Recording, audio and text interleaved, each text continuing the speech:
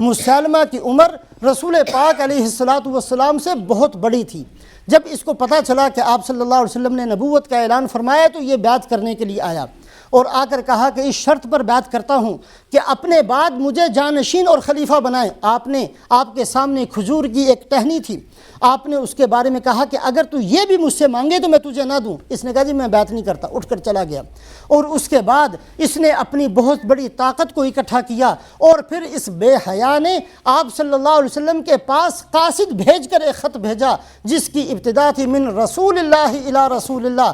یہ خط ہے اللہ کے رسول کی طرف سے دوسرے اللہ کے رسول کے نام۔ حضور صلی اللہ علیہ وسلم نے اس کا جواب دیا اور فرمایا من رسول اللہ الی مسیلمۃ الکذاب، یہ اللہ کے رسول کا خط ہے مسلمہ جھوٹے اور کذاب اور دجال کی طرف۔ اور جو قاصد آیا تھا اس کے بارے میں آپ نے فرمایا کہ اگر تو قاصد ہے، اگر تو قاصد نہ ہوتا تو میں تجھے قتل کر دیتا۔ آپ صلی اللہ علیہ وسلم کا یہی فرمان اسی دن سے قانون کے طور پر ساری زمین پر رائج ہے کہ قاصد کو قتل نہیں کیا جاتا۔ یہ پہلا موقع تھا کہ آپ صلی اللہ علیہ وسلم نے یہ فرمایا۔ بہرحال لمبا قصہ ہے۔ مسیلمہ کذاب کو آپ نے فرمایا کہ 30 میں سے یہ بدبخت پہلا ہے جو کذاب بھی ہے، جو دجال بھی ہے، اور اس نے نبوت کا دعویٰ کیا۔ اللہ پاک نے خالد بن ولید رضی اللہ تعالیٰ عنہ کے ہاتھوں اس کا خاتمہ ہوا۔ لیکن یہ بات سامنے رکھنے کی ضرورت ہے کہ 40,000 بندوں کے ساتھ اس نے مقابلہ کیا مسلمانوں کا، اور مسلمانوں کی تعداد 13,000 کی تھی۔ 21,000 بندے مسیلمہ کذاب کے لشکر کے مرے اور اس لڑائی کے اندر 1180 صحابہ شہید ہوئے۔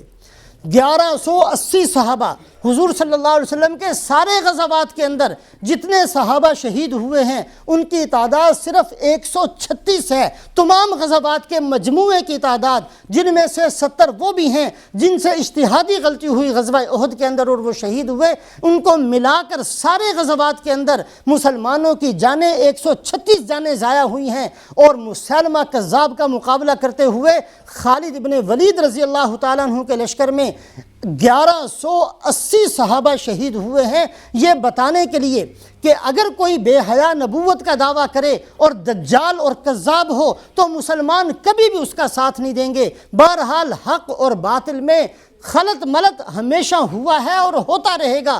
ہر مسلمان کی اپنی ذمہ داری ہے کہ اس کے اندر امتیاز کرے۔ 100 سال سے زیادہ کا زمانہ گزر چکا کہ غلام احمد قادیانی، مرزائی، بے حیا، دجال اور کذاب نے نبوت کا دعویٰ کیا۔ سب سے پہلے اس نے اپنے آپ کو امام کہا، پھر اس نے اپنے آپ کو محدث کہا، پھر اپنے آپ کو اس نے مسیح کہا، پھر اس نے خاتم الاولیاء کہا، پھر خاتم الخلفاء کہا، پھر اس نے مسیح موعود کہا، پھر اس نے ذلی نبی کہا، پھر بروزی نبی کہا، پھر نبی کہا، یہاں تک کہ اپنے آپ کو خدا بھی اس بے حیا نے کہا۔ بہرحال 100 سال سے یہ فتنہ ہمارے ملکوں کے اندر رائج ہے۔ یہود و نصارہ کی مکمل ان کو سرپرستی ہے، اور بدقسمتی سے آج بھی باقاعدہ یہی قرآن پڑھ کر امت کو گمراہ کرتے ہیں، یہی قرآن۔ اور باقاعدہ مسلم ٹی وی، انہوں نے ایک جو ٹیلی ویژن مرزائیوں کا چلتا ہے اس کا نام بھی مسلم ٹی وی۔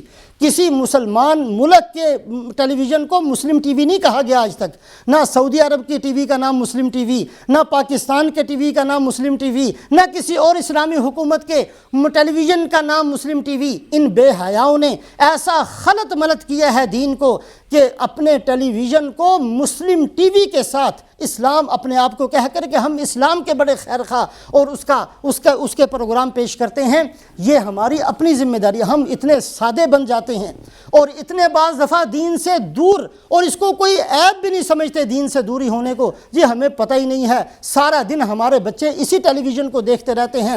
اپنے ایمان کی حفاظت ہماری اپنی ذمہ داری ہے، اور اس کا طریقہ یہ ہے کہ دعائیں بھی کریں کہ اے اللہ رسول پاک علیہ السلام کے زمرے میں ہمیں داخل فرما۔